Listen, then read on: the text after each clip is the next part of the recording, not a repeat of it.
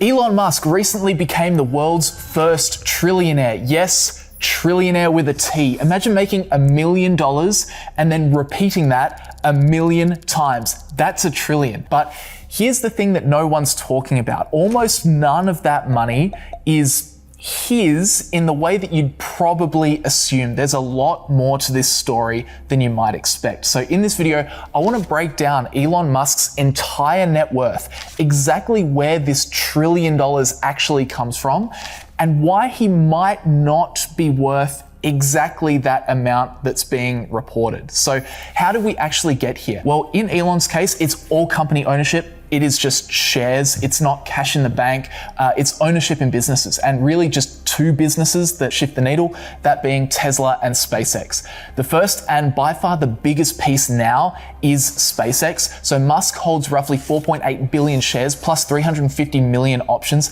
somewhere around a 42 or 43% economic stake in the company. So at the IPO valuation of 1.75 trillion, that holding was worth roughly 780 billion, including the options. But after the stock's first day, that figure has immediately moved closer to $850 billion.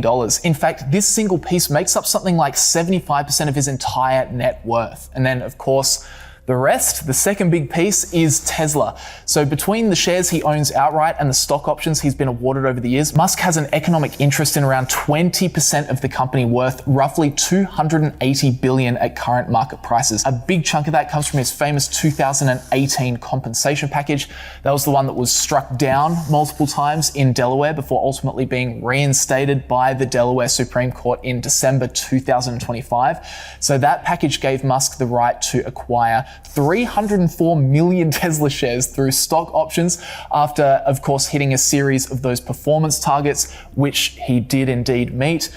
Tesla registered those shares in April this year, so Musk could exercise the award. And at today's prices, that package alone is worth 116 billion. So they are the two sources of almost all of Elon Musk's $1 trillion net worth. But you're probably wondering, what about Twitter? What about XAI? What about the Boring Company? What about Neuralink, etc.? Well, firstly, let's talk about Twitter and XAI. They don't show up as separate line items anymore because since the February merger, XAI, Grok, Twitter, the X platform itself, they all got absorbed directly into SpaceX. So that $250 billion valuation isn't sitting separately anymore. It's baked into that SpaceX number. And then from there, in terms of Neuralink and the Boring Company, yeah, sure, they're both valuable, very high potential businesses of the future. But in the context of Musk's fortune, they're almost footnotes. Combined, they're worth just a tiny, tiny fraction of SpaceX or Tesla.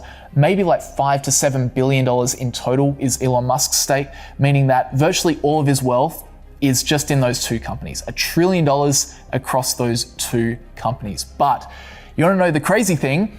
It doesn't stop there. There is a third piece of the puzzle that, of course, isn't counted yet, but might be the wildest part of this whole story. What Elon Musk might be worth in the future. Elon Musk's future pay packages, because over the next decade, if things go exceptionally well, Elon could end up being worth a lot more than the $1 trillion that he is worth today. Why? Well, back in November 2025, Tesla shareholders approved a brand new compensation package that could eventually be worth as much as $1 trillion in itself if Tesla hits a dozen very ambitious performance milestones. So if every target is achieved, Musk could earn an additional 424 million Tesla shares, but none of that is included in his net worth today. That's in the future. Those shares are still locked behind targets that haven't been met yet.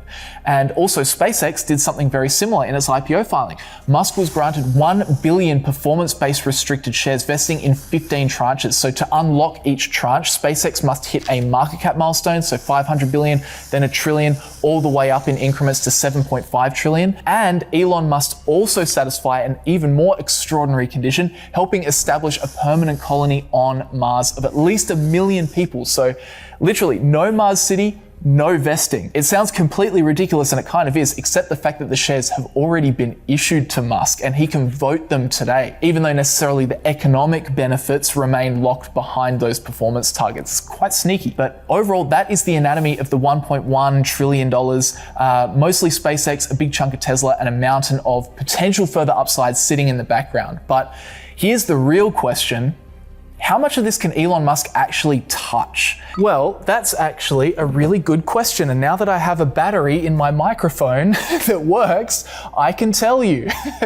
How much of this can he actually touch? The reality is not all that much. While it's true that his net worth is technically $1 trillion, that certainly doesn't mean he has $1 trillion in his bank account to splash on luxury yachts and LA mega mansions. Because the thing about net worth, particularly for these guys at the top of the Forbes list, it's just ownership in companies. It's shares that need to be sold if they want to realize some of that cash. And that's why the net worth of these billionaires can shuffle around so much. Their net worth is just shares owned multiplied by whatever price those shares last traded at. It's updating constantly. It's moving up and down every single day as SpaceX and Tesla's stock prices move. So it's much less like a bank balance, and it's much more like checking the estimated value on your house every day. Sure, that number might reflect what the market thinks your house is worth right now, but you can't actually spend it until you sell your house. And in Musk's case, his house is worth over $1 trillion, which makes selling it a whole lot more complicated. Why? Well, he has 3 problems. Problem number 1 is liquidity. If Musk tried to sell even a relatively small slice of his SpaceX stake, say 5%, well, that's roughly $43 billion of stock hitting the market at once. That alone would put serious downward pressure on the price. But it wouldn't just be supply and demand, it would also be what that sale signals. If the founder and CEO of a company that just IPOs starts selling shares, that tells every other investor that maybe he doesn't believe in this $1.75 trillion valuation either. So when he starts selling, lots of other people do too, sending the share price south. So the very act of trying to access the wealth would probably end up shrinking it, regardless if he was selling Tesla or SpaceX. That's problem 1. Then problem number 2 is timing, because SpaceX just went public, and like virtually every other IPO, that comes with lockup periods, windows where insiders are contractually barred from selling shares at all. So right now, a big chunk of this $1.1 trillion that he's worth isn't just, hard to sell without crashing the stock price, it's legally untouchable. According to SpaceX's S1 prospectus, Elon's shares are locked up for 366 days after the IPO. So since SpaceX listed on the 12th of June 2026, Musk would not be able to sell those shares until approximately 13th of June 2027. That's problem number 2. And then problem number 3 is, of course, concentration. Picture walking into a financial advisor's office with 100 grand and saying you want to put 80% of it or 75% of it into one stock that IPO'd a week ago.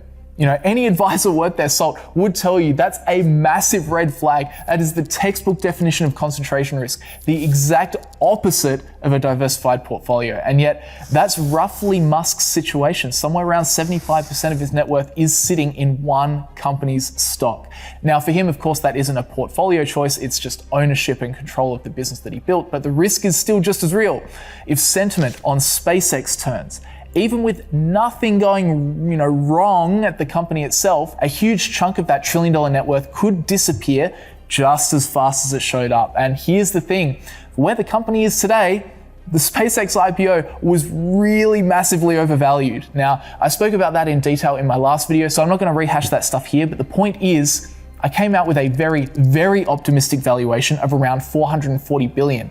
Not 2 trillion. So if sentiment on SpaceX turns or market conditions change, Elon's net worth figure could change very, very quickly. I mean, if others valued SpaceX around 440 billion, his net worth would actually be closer to $350 billion in total, including everything else. So it just goes to show you that a lot of his net worth is actually the result of external optimism from speculative investors about the future of his companies. So is he worth $1 trillion? Technically, yes, but he certainly doesn't have liquid access to that money. And that's not even considering the eventual taxes that will be paid to realize that wealth. But there's also another thing to talk about here, because for a lot of these ultra rich, oftentimes they use a bit of a workaround that still allows them to access their net worth without actually having to sell anything. This is the strategy most people up the top of the Forbes list use to turn their paper wealth into real spending power. So all it is, instead of selling shares, you just pledge them as collateral and you borrow against them. If you do that, you get cash in hand, no shares are sold, there's no taxable event, and there's no selling pressure on the stock. So this is genuinely how most of the ultra wealthy fund their lifestyles. But it's still not a free lunch. has to be said, if the share price drops hard enough, those loans can trigger margin calls. And sometimes that can force the exact kind of fire sale selling we just talked about, but at the worst possible time. But I still thought it was definitely worth mentioning that this is a sneaky strategy that these billionaires use to access their money without actually having to sell anything themselves. And I guess the only other thing I wanted to talk about in this video, just to finish off, is whether Elon Musk would ever realize this enormous net worth that he has accumulated. I think a lot of people get really annoyed with the idea that he is worth this huge sum of money, that one person can be worth $1 trillion. But honestly, I don't see it changing all that much. And to be honest, I think the money part of it isn't even the real story. I think the more important thing that Elon wants is control. If you think about it, whether he's worth $1 trillion, 800 billion, 500 billion, 200 billion, it doesn't really change the lifestyle. At that level of wealth, there's very little that more money actually unlocks. But what these shares do give him is something much more valuable than money. They give him control. Remember, share ownership isn't just wealth. It's also a little something called voting rights. And for Elon, it's the ability to steer the direction of these companies he's spent decades building and doing it relatively unopposed. And that's particularly important for someone like Elon Musk, whose goals are pretty clearly deeper than just making money. I mean, the guy goes to parties and he talks about self-driving cars, robots, and a sci-fi city on Mars. He ain't talking to people about how big his yacht is. But the only way he can make sure those big picture goals actually happen is if he stays in control of his companies. So the moment he starts selling large chunks of stock, he starts giving up some of that control. So while Musk is technically a trillionaire, mostly because of SpaceX, I suspect the end goal was never to convert all those shares to cash. The end goal was just to accumulate enough ownership to keep shaping the future that he is working towards. In fact, Elon Musk has spoken about this many times. Particularly, he's spoken about the importance of maintaining control of SpaceX and its long-term mission. So overall, is Elon Musk actually a trillionaire? In one sense, absolutely. That figure reflects real ownership in real companies that investors collectively value at over $1 trillion. But it's also important to understand what that number represents. It's not a bank balance, it's not cash, it's just ownership, and primarily in Elon's case, to ensure control of the direction of his businesses. And that's why I think the most interesting part of this story isn't the $1 trillion itself. It's that almost all of that wealth is tied up in two companies that Musk still has enormous influence over. But with that said, let me know your opinion down in the comment section below. Also, quick shout out, if you want to learn how to value companies in the same way that I did for the SpaceX IPO, please do check out my new book, The New Money Strategy. I don't have one on my desk. I've changed offices. Where is it? Wait, I'll go get one. Here we are. Yes, The New Money Strategy. Again, thank you guys so much for your support around the book. I really appreciate it if you guys have picked up a copy. I very much thank you for the support. But with that said, if you enjoyed the video, please be sure to leave a like, subscribe if you'd like to see more of these videos. And with that said, I'll see you all in the next one.